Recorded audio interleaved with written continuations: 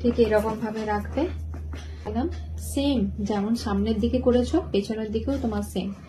একটা পা স্ট্রেট থাকবে আর একটা পাকে এরকম করে ফোল্ড করে রাখবে এই পাটা স্ট্রেট থাকবে এই পাটা ফোল্ড থাকবে এটাকেও করবে 2 মিনিট তারপরে নামালে আবার ওই পাটা স্ট্রেট থাকবে এই পাটাকে ফোল্ড করবে এটাও থাকবে 2 মিনিটের জন্য হলো তারপরে দুটোকে একসাথে তুলবে এটাও হলো 2 মিনিটের জন্য ঠিক আছে তারপরে জাস্ট যেমন সামনের দিকে দেখিয়েছিলাম এই দিকেও তাই এরকম ভাঁজ করবে এটা স্ট্রেট থাকবে আর এই পাটাকে এই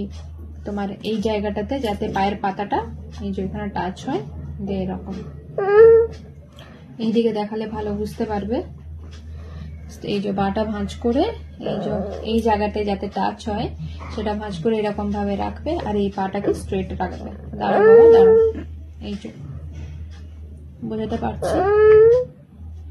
এই পাটা ধরো স্ট্রেট আছে এটাকে এরকম করে ভাঁজ করে এই জায়গাটায় যাতে পায়ের পাতাটা টাচ হয় সেটা রাখবে হাঁটুর এই জায়গাটাতে মানে উল্টো দিকে দিয়ে পাটাকে এরকম করে স্ট্রেট করে 2 মিনিটের জন্য হোল্ড করে রাখবে তো এই কটা আমি তোমাদেরকে দেখালাম পায়ের জন্য যেগুলো রিল্যাক্সেশন থেরাপি তো এগুলো তোমরা বাড়িতে অবশ্যই ট্রাই করতে পারো এটা পায়ের জন্য দেখো কোনো স্ট্রেচিংও দিচ্ছি না কিছু না জাস্ট এগুলো মাসেল গুলো তোমার রিল্যাক্স হবে আর পা গুলো দেখো প্রচন্ড দেখো লুজ হয়ে গেছে দেখছো প্রচন্ড তোমার পরিমাণ এরকম লুজ হয়ে যাবে তো এটা দিতে মানে বাড়িতে অবশ্যই তোমরা ট্রাই করতে পারো এরপরে আমি চেষ্টা করব আরো তোমাদের সঙ্গে শেয়ার করার জন্য কারণ রিল্যাক্সেশনের আরো কিছু থেরাপি আছে তো সেগুলো তোমাদের সাথে পাটে পাটে আমি শেয়ার করার চেষ্টা করব বা করব তো তাদেরও সেগুলোরও করার উপকারিতা কি বা কেন এগুলো করা হয় সেগুলো তোমাদেরকে ডিটেলসে বলবো তো চলো আজকের মতো তোমাদেরকে এই দুটো